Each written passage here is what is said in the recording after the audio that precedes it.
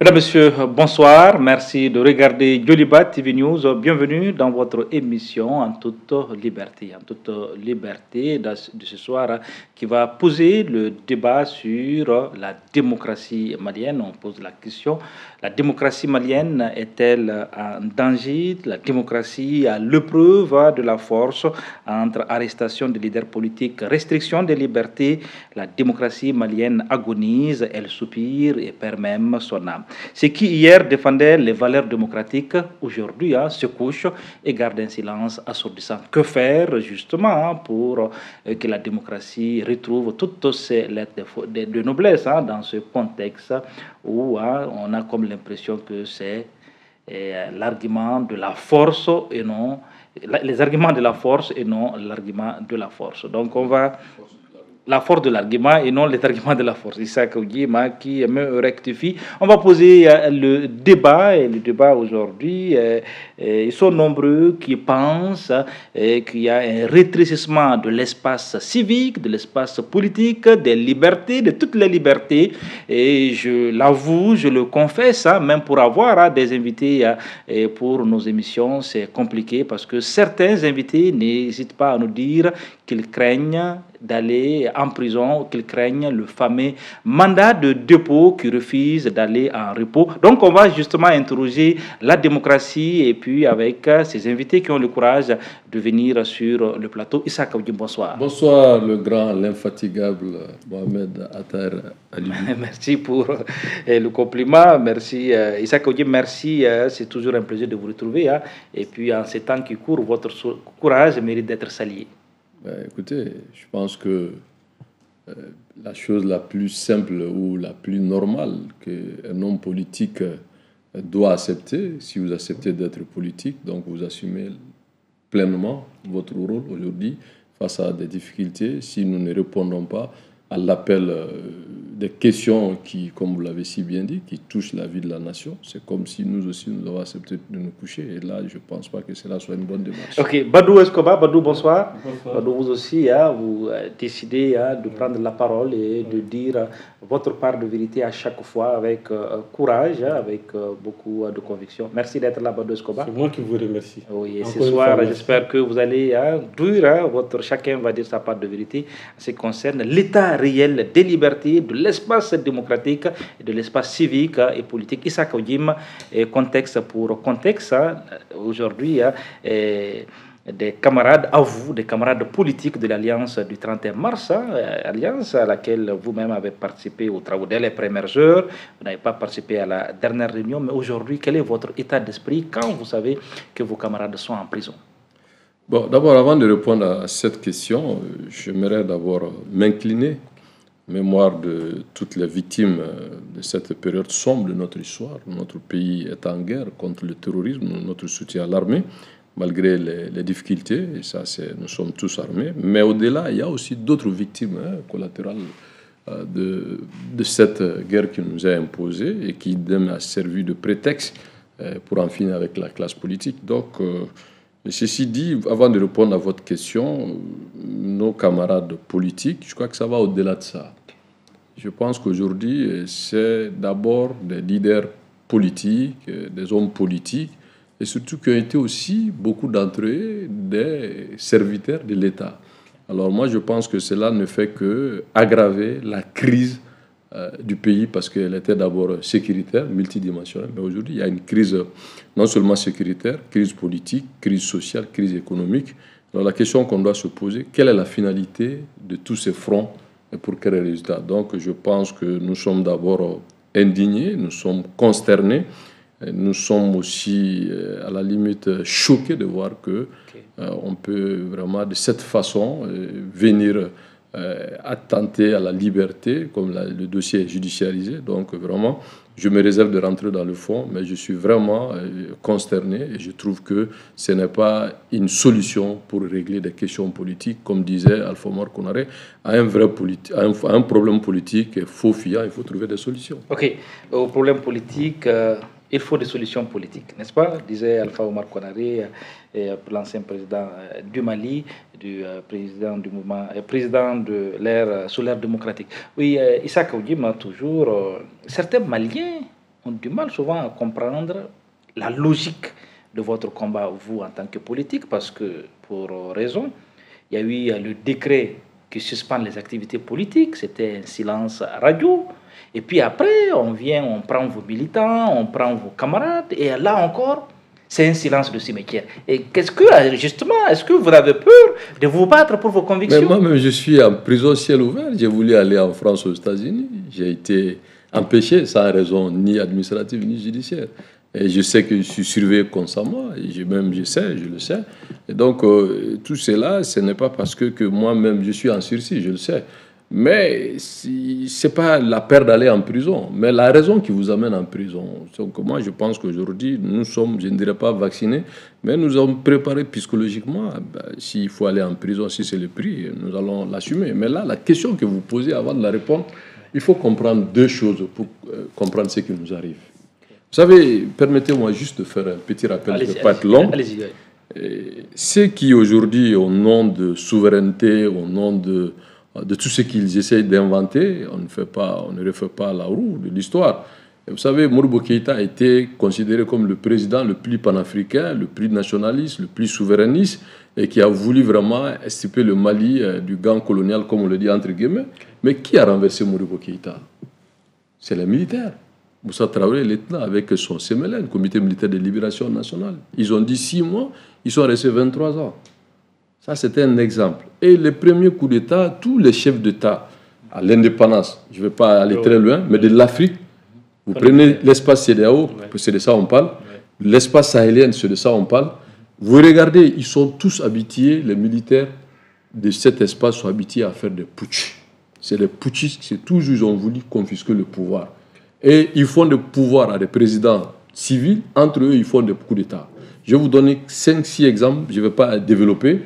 Vous prenez par exemple un pays comme Mauritanie, il y avait Ould Daddah qui a été renversé. Vous prenez l'Algérie, il y avait Ben Bella qui a été renversé par les Ouadibou Médiane. Vous prenez Daouda Kairaba Diawara de Gambie a été renversé par Daouda Diamé. Vous prenez le Libéria, il y avait William Tolbert a été renversé par un chargent, Samuel Doe. Vous prenez un pays comme Ouganda, vous allez voir que Idi Amin Dada est venu renversé. Vous prenez le père Gnassingbé, Togo de 63, il fait un coup d'État, 67, il récidive. Vous prenez le Burkina, il y avait Maurice Nyamego, on l'appelait Haute-Volta. Maurice Nyamego a été renversé par Sangoulé Lamizana. Vous prenez le Niger, il y avait Amani Diori qui a été renversé par Sénou Koutié. Alors donc c'est pour vous dire qu'ils sont habitués à faire des coups d'État. C'est des putschistes.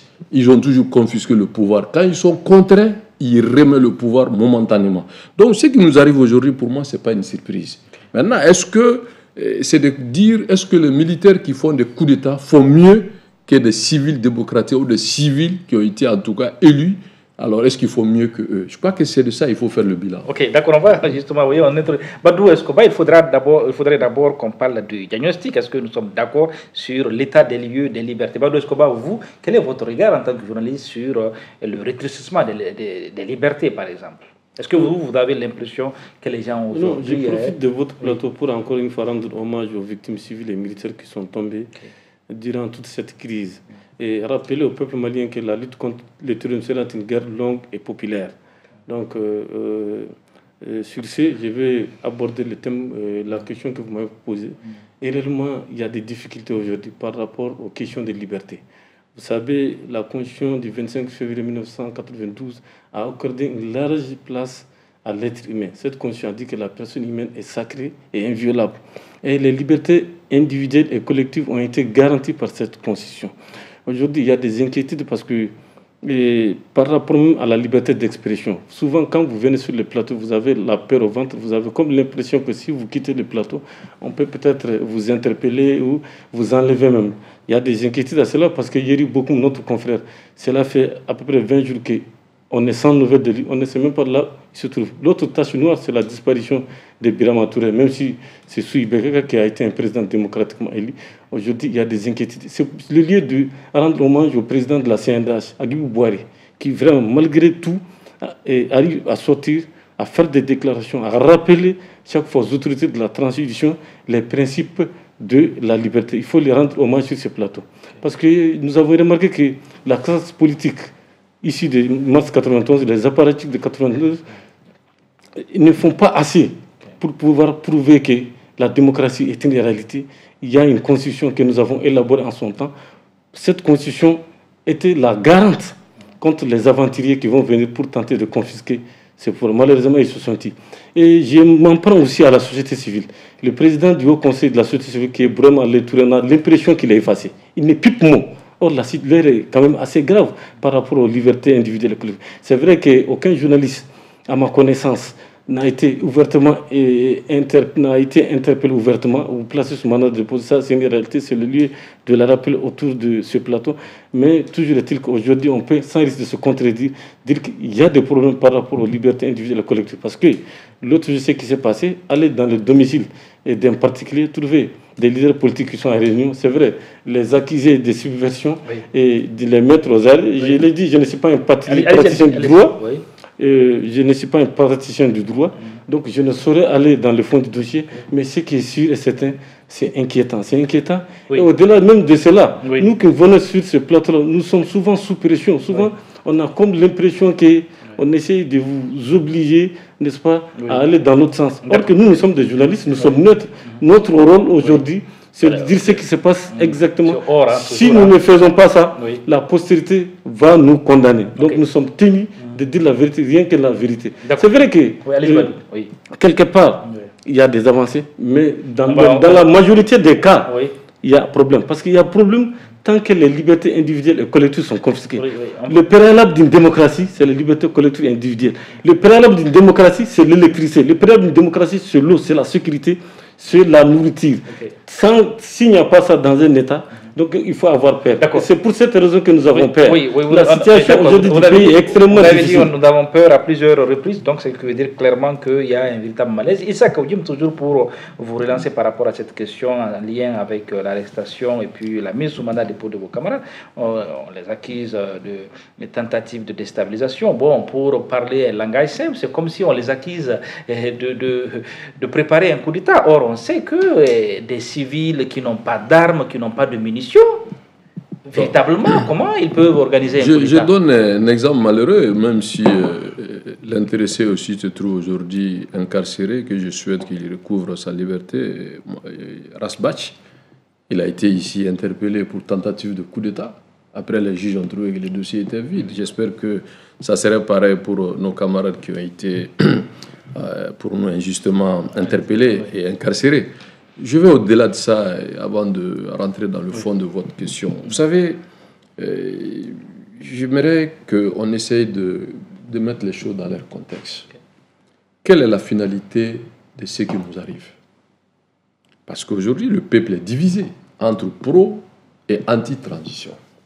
Alors, qui s'est transformé en un régime militaire. Il faut le dire ouvertement, c'est une vie dans un régime militaire. Tous les gouverneurs sont presque des militaires. Tous les préfets sont des militaires. Tous les postes stratégiques sont presque des militaires. Ou ceux qui ont accepté de collaborer avec eux. Alors, si c'est les raisons qui ont fait d'abord, quand nous avons accepté d'une façon souveraine de décider, après avoir constaté la fin de la transition légale, qui a été annoncé par les autorités de transition, et même sur la base d'un calendrier, de vous rappeler, c'était le 26 mars, nous avons demandé de d'accepter une nouvelle architecture de transition. Toute réponse à cet appel de 31 mars, c'est la suspension des partis politiques, qui a en réalité une dissolution, voilà, déguisée. Mais le motif qui a été avancé, rappelez-vous, journaliste que vous êtes, c'était pour dire de créer un espace de sérénité pour le dialogue intermalien. Alors, les conclusions du dialogue intermalien ont donné quoi? Alors que la démarche était de trouver des voies et moyens pour que les Maliens puissent se réconcilier avec eux-mêmes et aller de l'avant. Et nous avons vu que les conclusions, enfin les recommandations, c'est de susciter la candidature du président de fait, et ensuite c'est de leur permettre de se donner, alors en violation de tous les textes, parce que la Constitution est en vigueur, la charte non révisée ou révisée, l'ancienne Constitution, tout ça, il n'y a aucune disposition qui leur permet, eux, de se donner la latitude de 2 ou 5 ans de prolonger la transition. Okay. Donc, si on viole les textes de la République par ceux-mêmes qui doivent défendre, qui ont juré devant le peuple malien, devant les institutions de la République, de respecter, de faire respecter la Constitution, et qu'aujourd'hui sont les premiers vraiment à aller vraiment contre ces textes-là. Oui. Donc, pour nous, les partis politiques qui aujourd'hui... Donc, vous dites qui est véritablement dans l'illégalité. C'est la question que vous posez. Non, dire l'illégalité, l'égalité. Écoutez, quand on fait éruption, c'est nous quand même qui avons créé le M5. Oui. Ils sont venus parachever. Donc, nous avons dit que la légitimité était la légitimité du peuple qui, à un moment donné, avait estimé que Ibrahim Boubacar, qui est à paix à son âme, gérait mal le pays. Ils sont venus, l'argument qu'ils ont tenu, ça existe, parachever la lutte du peuple. Oui. Mais le peuple luttait pourquoi? Okay. C'était contre la mauvaise gouvernance, contre la mauvaise pratique d'alors et surtout les mauvaises organisations des élections. Okay. Mais le peuple ne s'était pas battu pour que les militaires viennent confisquer le pouvoir et rester sans fin au pouvoir. Okay. Ce n'était pas la lutte. Oui, mais avant de donner la parole à Badou Escobar, est-ce que vous n'avez pas l'impression quelque part que même le peuple est dans un accompagnement, peut-être souvent même aveugle, par exemple quand des leaders sont arrêtés et puis envoyés en prison, on a comme l'impression que souvent le peuple même condamne avant même le jugement. Qu'est-ce qui se passe? Non, c'est des propagandes. Vous savez, leur nouveau allié est un champion à la propagande, la Russie. La Russie, avec l'Union soviétique, on fait pendant 10 ans, 20 ans maintenir l'Union soviétique dans un blackout tout complet, et que le réveil a été la dissolution de l'Union soviétique. Ils sont très forts dans l'intoxication, dans la manipulation, dans la désinformation. Ça, c'est leur propre, les rouges. Mais les problèmes des Maliens aujourd'hui, vous voyez, est-ce que quelle force organisée défend la transition? Ça n'existe pas. Ce sont des vidéomans, c'est des gens payés à dessin, ou d'autres qui sont des alimentaires, des affidés. Quelle force organisée les soutiennent? Ça n'existe pas.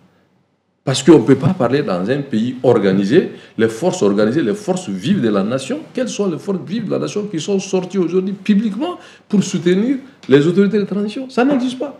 Donc pour moi, ce n'est pas là la question. La question aujourd'hui, est-ce que cette transition a une solution politique? Est-ce que cette transition a une solution économique? Est-ce que cette solution a une solution à la crise sociale? Okay. Alors que cela ne suffit pas, voyez-vous aujourd'hui qu'au Mali, tout le monde est unanime à reconnaître que ça ne va pas. Alors que 4 ans de gestion de pouvoir, on ne peut pas l'imputer aux autres. Donc si vous faites 4 ans et que vous-même vous savez qu'il n'y a pas de solution, le bon sens veut vraiment qu'il y ait un dialogue fécond. Mais ce n'est pas dire que nous avons pris, comme on le dit à Mamananka, Nisrata Segimkota là. Bon, moi je me dis en politique, c'est que je sais parler la langue que je maîtrise mieux, que je suis à l'aise, c'est la langue de Molière. C'est en politique, c'est le pragmatisme et le réalisme. Donc moi je me dis, il faut qu'on essaye de voir comment on peut trouver une solution pour le Mali. Et non continuer à croire qu'on peut garder le pouvoir sans acquis. Parce qu'aujourd'hui, si on détruit... Mais est-ce qu'il ne peut pas garder le pouvoir si vous, politique, vous êtes écrasé, vous êtes couché, vous ne partez pas devant les électeurs pour défendre ou même critiquer, dénoncer ce que vous dites? Oui, non, je pose cette question à Babadou et sa patiente quand même. Oui. Voilà, parce que on vous reproche, justement, je ne parle pas de vous, je parle là, des acteurs politiques, on vous reproche d'être souvent dans les salons, chacun parle, ça ne va pas, mais on ne vous voit pas pratiquement. Attendez, les gens n'ont peut-être pas forcément les mêmes. Je vais pas quand même. J'ai beaucoup appris aussi. Je vais essayer d'être plus subtil. Quand les partis politiques sont suspendus, ça veut dire qu'ils n'ont qu'un moyen légal de contester quoi que ce soit. Mais il y a la désobéissance civile. Non, mais écoutez, quand le parti est dissous, suspendu, les gens qui sont allés, on allait les prendre à domicile. Qu'est-ce qu'ils peuvent faire? Depuis quand vous avez vu qu'un civil peut s'opposer à un militaire? Le rôle des militaires, c'est de préserver la paix, c'est de faire préserver la loi, la sécurité des personnes et leurs biens et la défense du territoire. Le rôle du militaire, ce n'est pas de confisquer le pouvoir politique. C'est de cela qu'il s'agit. Donc, ce n'est pas à nous de demander quelle solution nous avons face à ces militaires. Non, nous n'avons aucune solution. Ce que nous pouvons faire, c'est que nous sommes en train de faire peut-être dans combien de temps. Il a dit, au sorti de cette émission, on peut disparaître. Au sorti de cette émission, si par malheur il nous arrive de déraper dans le langage, la cybercriminalité va me poursuivre. Parce que moi, je ne suis pas protégé par un statut. Lui, il est journaliste, il a un peu un certain... Non, les journalistes sont un peu... La loi les protège un tout petit peu, même si ce n'est pas les magistrats et les avocats. Mais les journalistes ont une corporation qui les défend un tout petit peu. Aujourd'hui, les partis politiques, c'est terminé. Avec les militaires, il ne faut pas rêver, c'est terminé. Ce que vous dites, c'est cette population-là qui va être le rempart. Parce que quand elle comprendra qu'il n'y a pas de solution pour elle sur des questions économiques, des questions sociales, c'est en ce moment qu'elles vont comprendre qu'elles ont eu tort de lapider les politiques. Parce que tout ce qu'ils sont en train de dire aujourd'hui à bas les politiques, c'est vrai que les politiques, on ne peut pas le résumer seulement en 91, il y a eu des choses qui n'ont pas marché. Okay. Même l'avion qui a transporté le président de transition, c'est un avion, l'État est une continuité, c'est Béga qui l'a payé. Les différents meetings qu'ils ont fait dans les stades, c'est quand même le bilan d'Alpha Mort qu'on arrête. Alors on ne peut pas dire que rien n'est bon.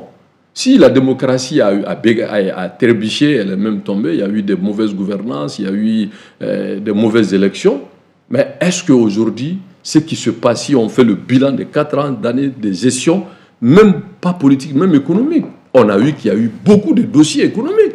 Et ils ont eu à dire eux-mêmes que le vérificateur, pendant 2023, il y a eu des situations qui étaient vraiment inacceptables. Donc aujourd'hui, qui peut demander des comptes ? Personne. Donc moi je pense que c'est de faire un faux procès à la classe politique. D'accord. Badou Escobar, vous, cette situation, qu'est-ce que ça vous inspire? Je présente cet embroglio à dire politico-social, qu'est-ce que ça vous... Je présente cette situation sous 2 agrégats. Okay. D'abord, le premier agrégat, c'est par rapport à la justice. Tout ce que la justice a eu, c'est à la faveur de la démocratie. C'est la démocratie qui a donné à la justice son indépendance. Les présidents Alpha Omar Konadé, les Abdraman Baba Touré. Qu'est-ce qu'ils n'ont pas fait pour que les juges soient indépendants, pour que les juges puissent rendre équitablement la justice? Parce qu'ils ont estimé qu'un des problèmes du Mali, c'est la justice. Okay.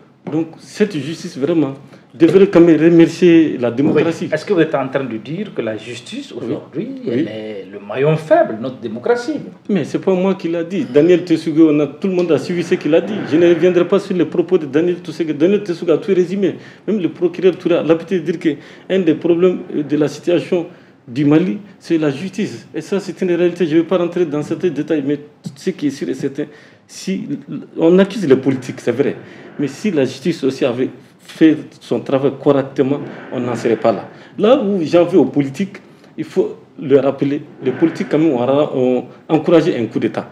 Ce qui s'est passé le 18 août, le 20 août 2020, c'est un coup d'État. Je me rappelle bien, dans l'émission Les Grands Formats, j'ai dit au nom de la fraternité éternelle que le M5 RFP et le pouvoir en place puissent se comprendre et qu'il filme le calumet de la paix. Et Aliou Diallo a alerté sur les dangers d'un coup d'État. À l'époque, il n'a pas été écouté. Tout ça, c'est une vérité.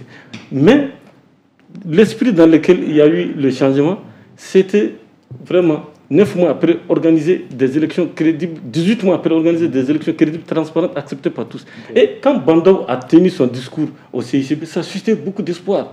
Il a tenu un discours vraiment qui a rassuré davantage les Maliens. Je n'ai pas terminé. Allez-y. Le deuxième agrégat, c'est par rapport à la situation difficile du pays. 4 ans agrégat au postulat, oui, allez-y.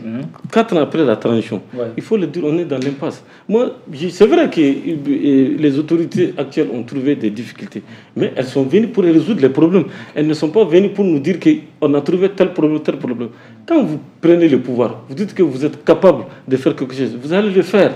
Et vous êtes venu pour résoudre des problèmes. Vous n'êtes pas venu pour faire le spectateur et dire que nous sommes venus trouver tel problème, tel problème. Quand ils venaient, il n'y avait pas de coupure d'électricité à ce niveau. Quand ils venaient, il y avait de l'eau potable. Quand ils venaient, le panier de la ménagère vraiment était à un niveau stable quand même. C'est ce que je veux donc. Il urge que ces autorités trouvent une solution à nos problèmes. Je pense qu'il ne faut pas aller chercher les poux dans la tête des autres.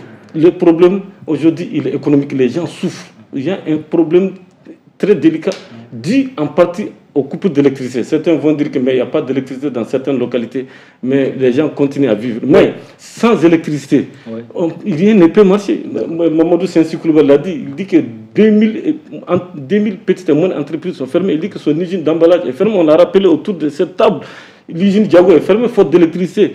Arawan est fermée. Vous sillonnez Bamako, vous allez trouver qu'il y a beaucoup de boulangeries qui ont fermé boutique. Pour terminer, Adama Sangaré, il a été placé sous mandat de dépôt et emprisonné. Il y a eu une délégation spéciale, mais ça n'a pas eu d'impact sur le district de Bamako. En venant tout de suite à Trokorabou, j'étais sur la route avec des ânes.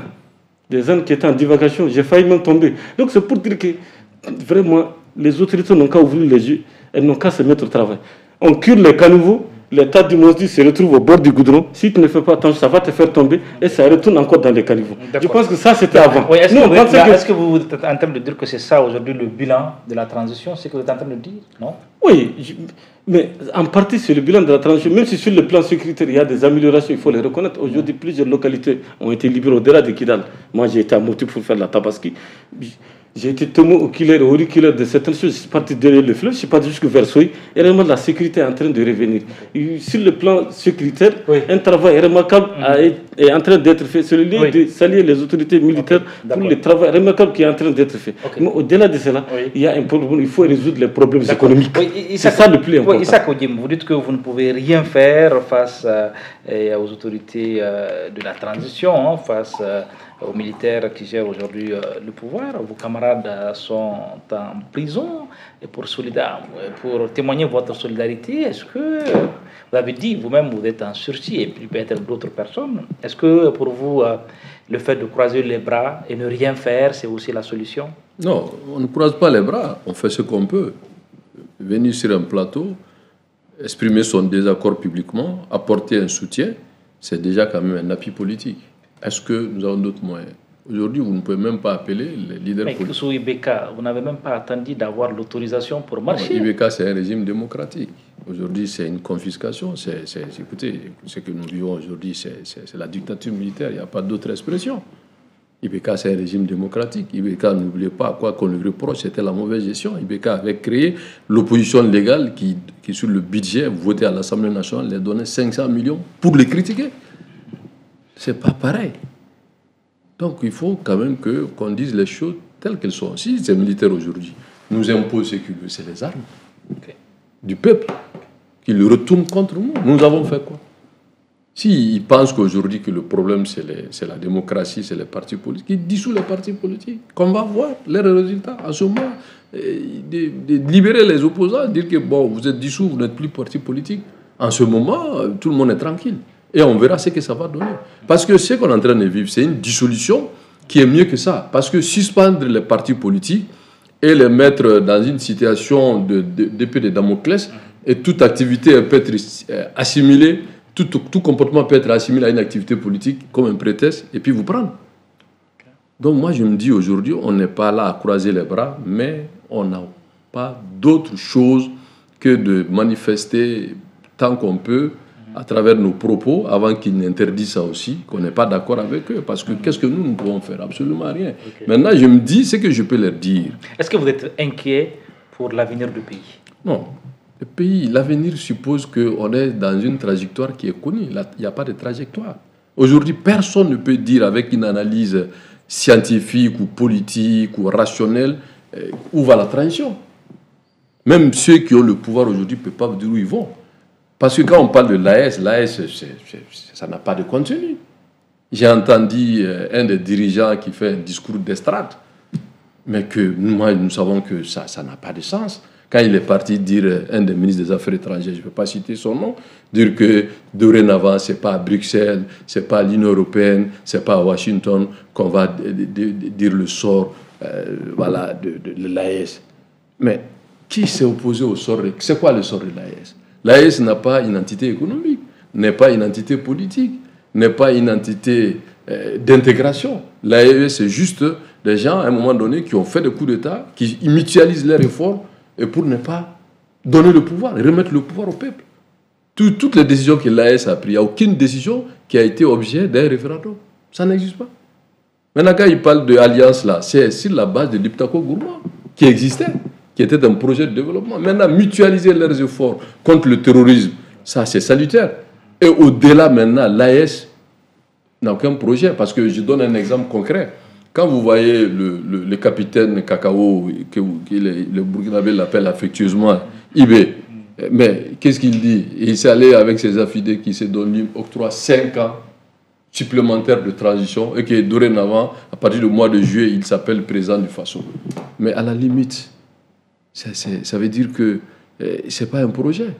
Sinon, si l'AES est cohérent, il devrait harmoniser aussi leur leur démarche politique. Oui. Est-ce que nous ne sommes pas peut-être en train d'organiser ou de peaufiner leur démarche politique? Ça, c'est une autre question. Oui, on va essayer de donner la parole aux téléspectateurs qui nous suivent en direct dans cette émission. Le numéro de téléphone va s'afficher sur votre écran. Donc, si vous souhaitez rentrer en direct dans cette émission de Yoliba TV News, de l'émission En toute liberté, le numéro de téléphone qui s'affiche, soit pour poser une question, faire une petite contribution sur l'État et sur notre thème du jour. Badou Escobar, Badou, qu'est-ce qu'il faut faire justement pour rassurer le citoyen malien? Pour rassurer le citoyen malien, il faut d'abord renouer avec le monde. On ne saurait vivre en autarcie. Nous sommes à l'ère de la mondialisation. Nous sommes dans un monde multipolaire. Et le père fondateur de l'indépendance du Mali, Modibo Keïta, l'a compris. C'est pourquoi dans notre constitution, il a dit que le Mali est prêt à renoncer une partie de sa souveraineté au profit de la souveraineté de l'Afrique. Parce qu'il a compris que la balkanisation du continent ne résoudra pas les problèmes. On a vu la tentative d'union du Mali et du Sénégal, la tentative d'union Mali-Guinée-Ghana. Tout ça, c'est à son acte. Même Moussa Traoré, qui était un militaire à l'époque, a joué un grand rôle dans la création de la CEDEAO. Les Alpha Omar Kana, les Amadou Toumantouré ont tout fait à la faveur de l'intégration africaine. Aujourd'hui, si 3 pays enclavés, qui n'ont pas de débouchés maritimes, qui n'ont pas de ressources notables en termes d'hydrocarbures, je veux dire en termes de pétrole et de gaz naturel, si ces États disent qu'ils vont quitter la CEDEAO pour créer un autre ensemble, moi je crois que les chefs d'État, parce que c'est les présidents de transition, de ces États auraient pu quand même avoir la sagesse de chercher un pays qui a vraiment un débouché maritime quand même, pour que nous ne soyons pas totalement asphyxiés. Oui, me signale qu'il y a un téléspectateur au bout du fil. Bonsoir. Bonsoir. Bonsoir. Bonsoir, pouvez vous éloigner s'il vous plaît de votre poste télé pour qu'on puisse mieux vous entendre ici dans ce studio. Vous dites? Bonsoir. Et puis parlez un peu plus fort s'il vous plaît. Réalisation. D'accord. On peut y aller si voilà. Et on a du mal à l'entendre. Oui, allez-y, Badou Escobar. Voilà, je n'ai pas terminé. Oui. Donc, c'est toujours la question, c'est toujours sur l'espace démocratique. Oui, l'espace démocratique. On ne parle pas d'union. Oui, je comprends. C'est Issa Odim qui a fait. Il a fait un résumé. Oui, bonsoir. Ça, il l'a fait. Bonsoir. Oui, bonsoir. Oui, bonsoir. Oui, bonsoir, monsieur. Oui, vous êtes en direct sur Yoliba. Est-ce que vous pouvez parler un peu plus fort, s'il vous plaît, et puis vous éloigner de votre poste télé? Oui, je me suis un peu éloigné du... Oui, on vous entend mieux maintenant. Oui, parlez plus fort, s'il vous plaît. Moi, j'ai une question à poser à Badou. Vous avez une question à poser à Badou. Ok, il vous écoute, oui. Moi, j'aimerais vraiment lui poser la question. Qu'est-ce que les dirigeants doivent faire concrètement, les militaires là, qu'est-ce qu'ils doivent faire concrètement avec les hommes politiques là, pour la bonne gestion de ce pays-là, pour qu'on puisse dans ce tango-là.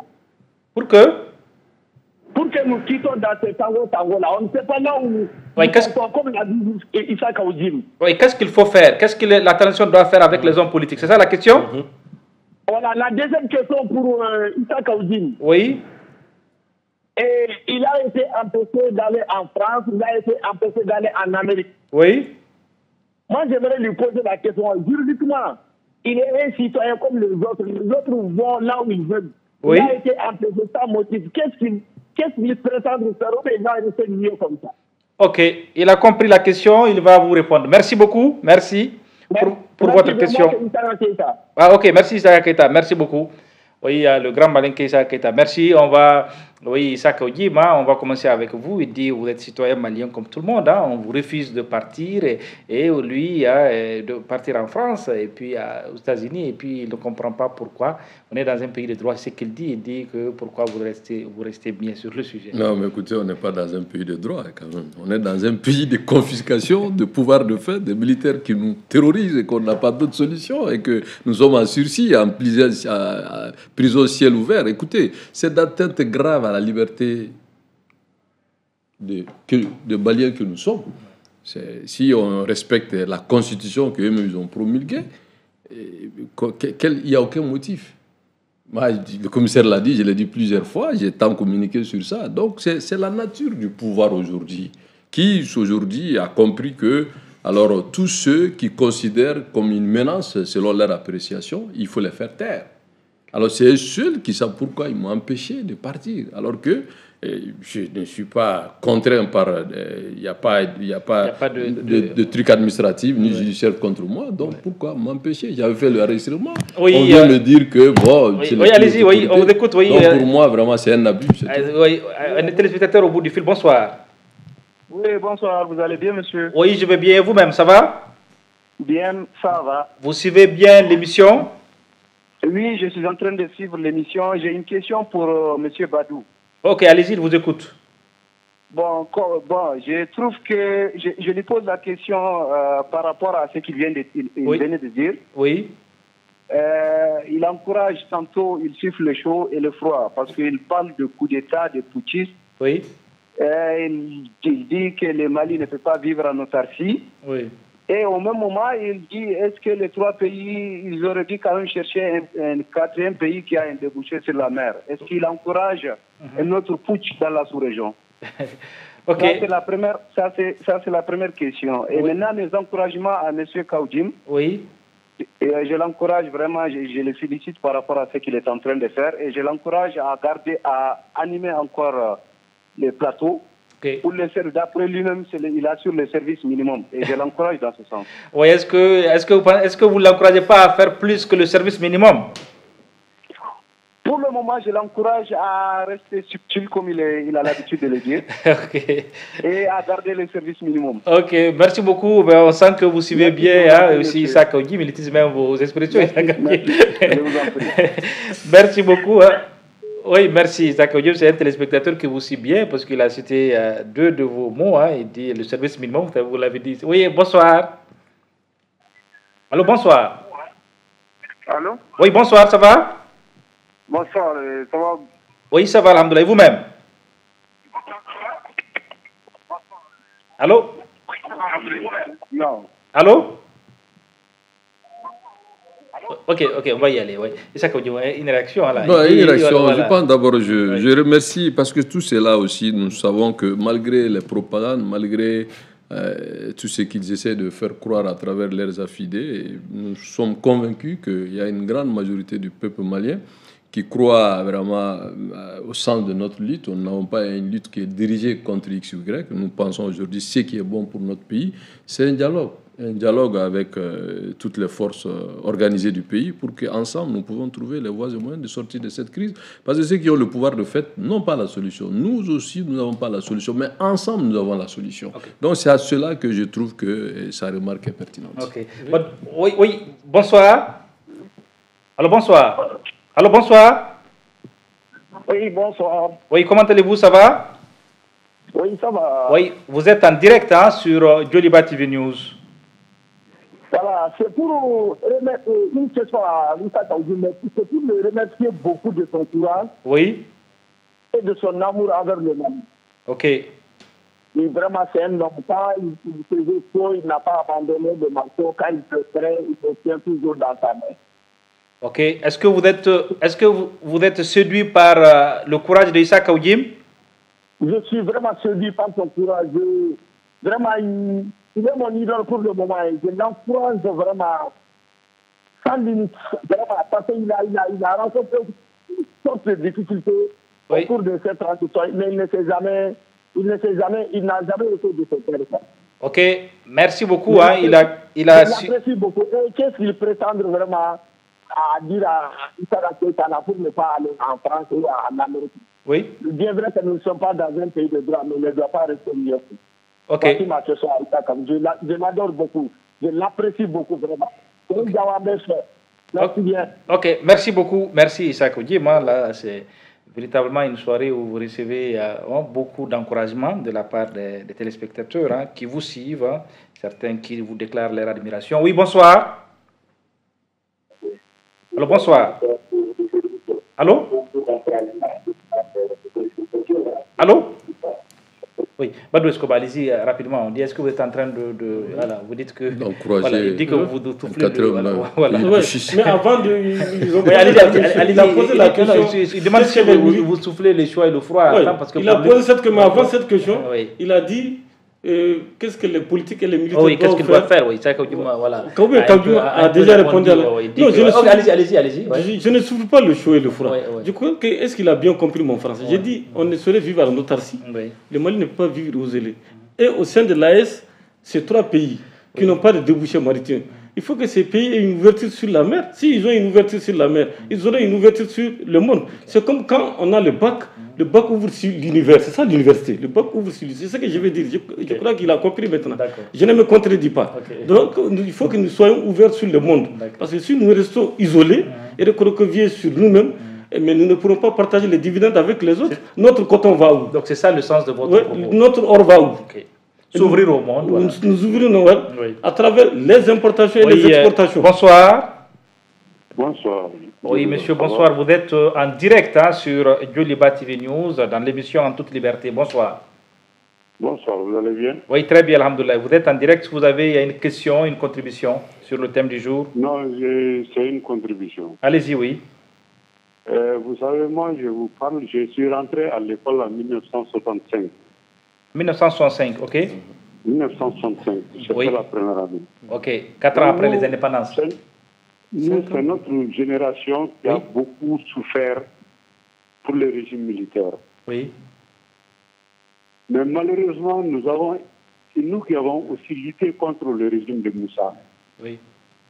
Le problème avec cette démocratie qu'on est en train de nous imposer, les gens qui l'ont animée ont trahi notre lutte. Okay.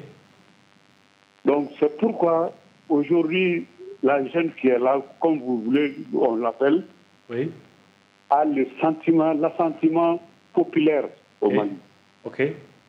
Bon, il serait très difficile pour nous, avec cette classe politique qui existe jusqu'à présent, ceux qui l'ont animé de 91 à aujourd'hui, tant que ces têtes-là existent, nous ne sommes pas prêts. Nous ne sommes pas prêts à aller avec eux. Puisque si on organise des élections, c'est eux qui vont gagner. Okay. Puisque les Maliens votent avec l'argent. Et ils ont les poches pleines. Ils ont les Ils ont les poches pleines. Ah, les poches pleines, ok. Oui, les poches pleines. Donc ils vont encore donner de l'argent, comme on a toujours fait. Oui. De 92 à aujourd'hui, c'est l'argent qui fait voter les gens. Ok. D'accord. Maintenant, il faudrait une nouvelle classe politique. Oui. Sinon, nous ne sommes pas pour le régime militaire. Oui. Maintenant, une question. Quel est votre regard justement aujourd'hui sur l'état des libertés et votre point de vue justement sur ça? L'état des libertés. Oui, aujourd'hui, dans le contexte. Les libertés sont gérées par les textes. Est-ce que les gens qui sont en train d'avoir des problèmes sont en train de respecter les textes? Respecter quoi? Les textes. Les textes. Les textes qui sont en vigueur en République du Mali. Donc pour vous, est-ce que les gens qui ont des problèmes avec les autorités aujourd'hui sont en train de respecter les textes? C'est quel texte? Vous parlez de quel texte? De la mais les lois qui régissent la vie sociale, la vie politique au Mali. D'accord. Les activités politiques sont suspendues. Ok. Chacun de nous le sait. D'accord. Donc, moi, je ne vois pas de problème. D'accord. Ok. Maintenant, en tout cas, tant que cette classe politique-là existe, vraiment, ils ont l'assentiment, la popularité. Tant que ça ne change pas, je ne pense pas si ils vont quitter le pouvoir. Ok. Merci beaucoup. Voilà, Ithak Oujim va essayer de répondre. Merci. Voilà, Ithak, je crois qu'avec tout le respect qu'on a pour cet auditeur avec l'âge qu'il a, sauf qu'il dit des contes vérités, hein, quand il dit que c'est l'argent qui a toujours donné le pouvoir, je m'inscris en faux. Ibrahim Boubacar Keïta, quand il prenait le pouvoir, il n'avait rien. Absolument rien. En 2013. Il n'avait absolument rien. Donc, ce qu'il dit, c'est de contre-vérité.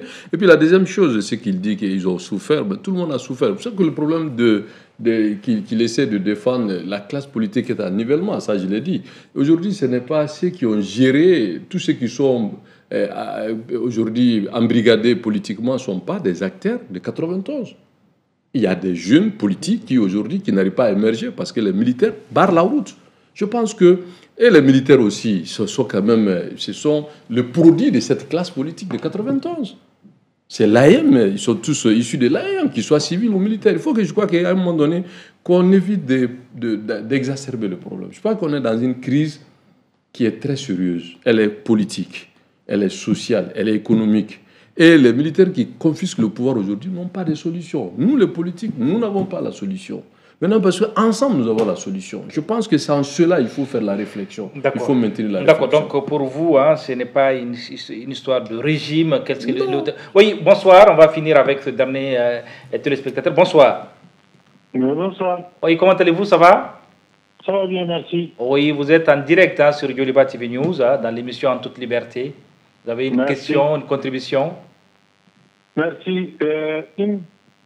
Oui, je voulais donner mes impressions et une question. Oui, allez-y, allez-y. Le débat n'est pas bien posé parce que quand on écoute Kaoudjim, oui, quelqu'un qui était là en 2021, oui, qui écoutait Kaoudjim et qui l'écoute tout de suite, oui, ça lui donne des mots de tête. Déjà, par rapport au jugement sur la classe politique, par rapport à la population, oui, déjà, c'est un problème. Okay. On ne parle même pas des acteurs politiques de 91. On parle des acteurs récents. Okay. Les discours, les narratifs de Kaoudjim en 2021-2022. Qu'est-ce qu'il a dit en 2021 qui contredit sa position actuelle? Est-ce que vous pouvez nous orienter pour qu'on puisse comprendre ou que les téléspectateurs puissent comprendre? Assimi doit rester, Assimi doit continuer. On ne doit pas aller aux élections comme ça.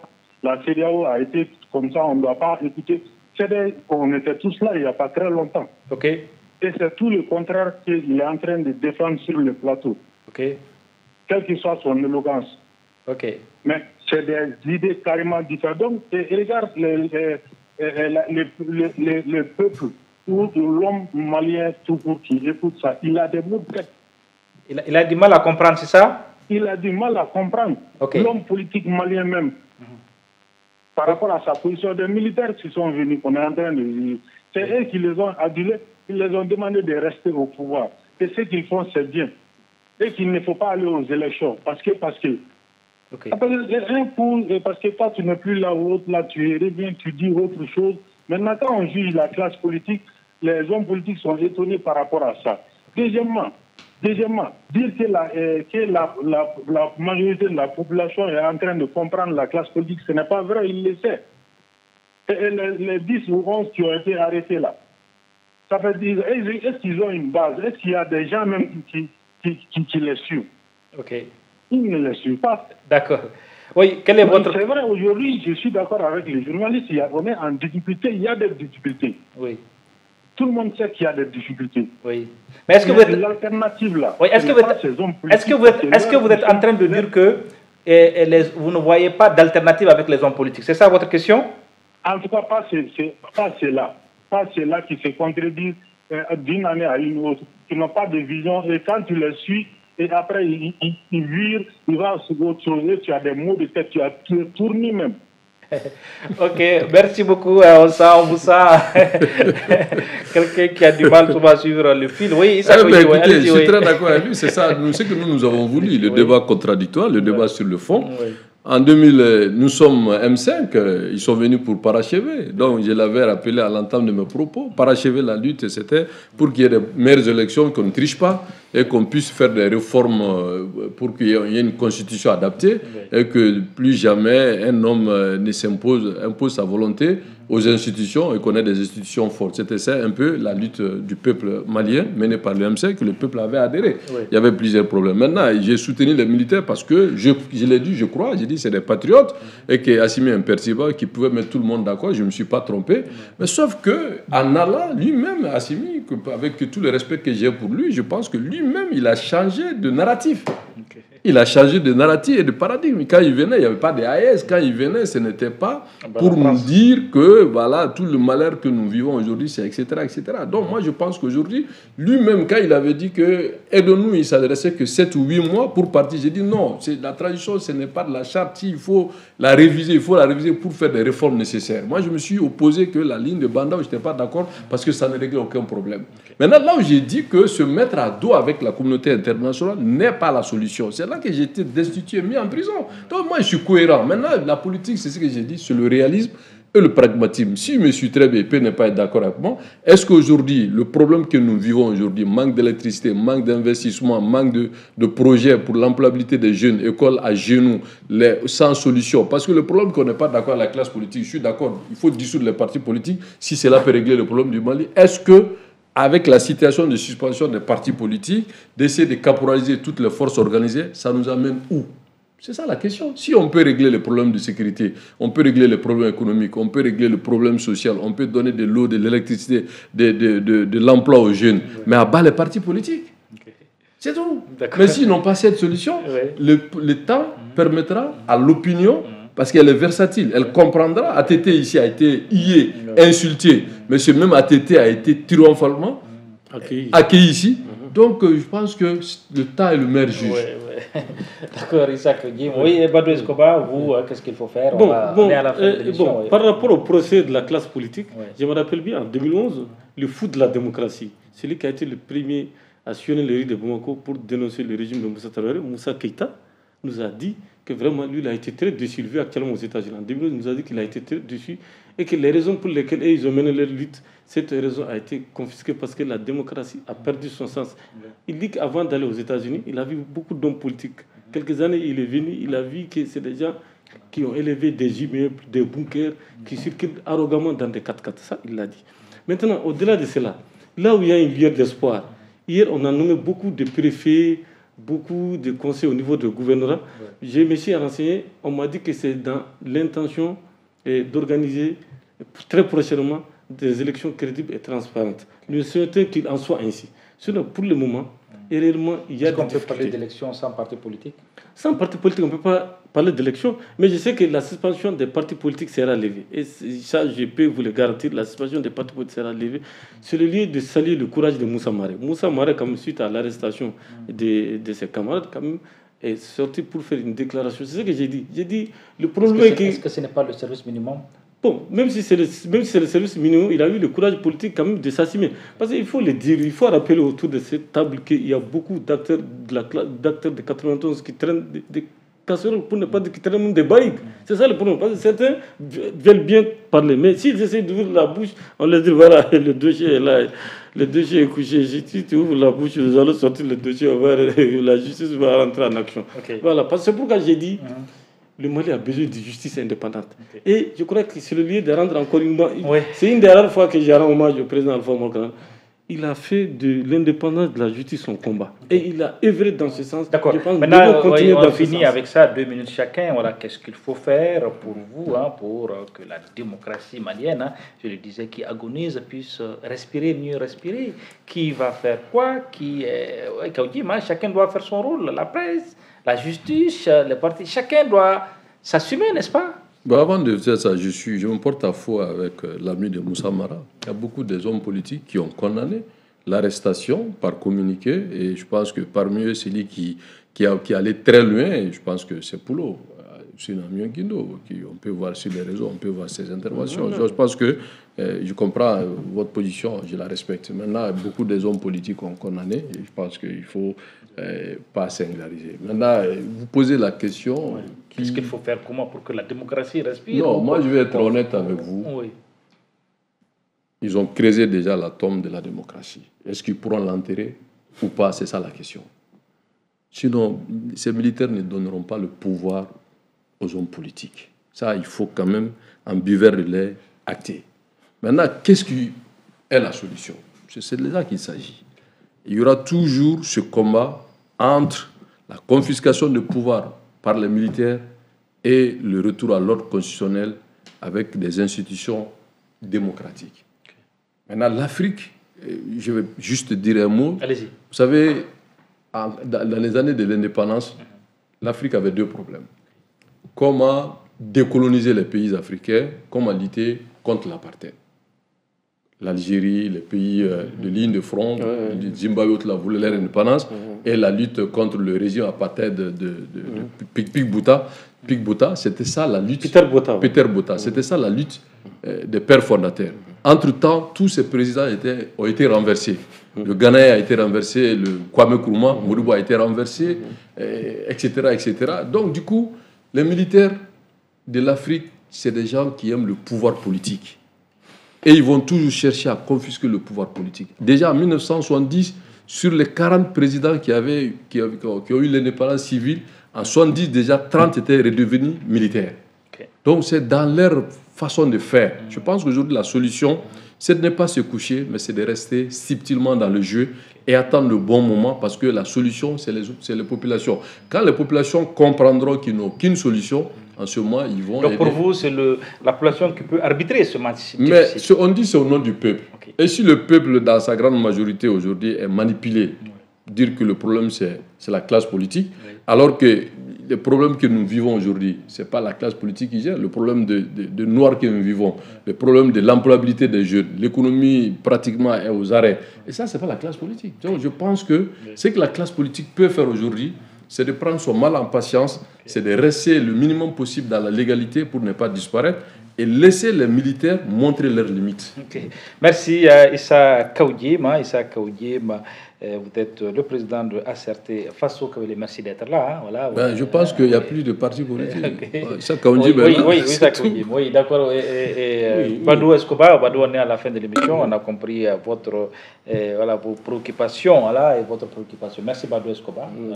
On va faire des séries d'émissions sur les libertés, le redressement de l'espace civique, les libertés, toutes les libertés, de la démocratie aussi. Donc on va faire des séries d'émissions sur cette thématique en français et en langue bamanakan. Merci, c'est un plaisir de partager. C'est partagé. C'est moi qui vous remercie. Et surtout, juste pour dire que vraiment saluer vos fidèles téléspectateurs, et surtout un ancien ministre qu'à notre dernière émission, je vais citer son nom ou pas, qui a été quand même, qui a la longévité, Tcherno Diallo, qui a rectifié un lapsus. Il est vraiment très intellectuel, parce qu'Ibeka, qu'on le veut ou pas, Ibeka ne nomme pas quelqu'un qui n'a pas la qualité quand même intellectuelle. Voilà, donc il nous a corrigé un lapsus à son mérite. Au lieu de dire libre ou rouge, des rouges des Chinois, comme leur drapeau indique, on a dit vert qui était Kadhafi.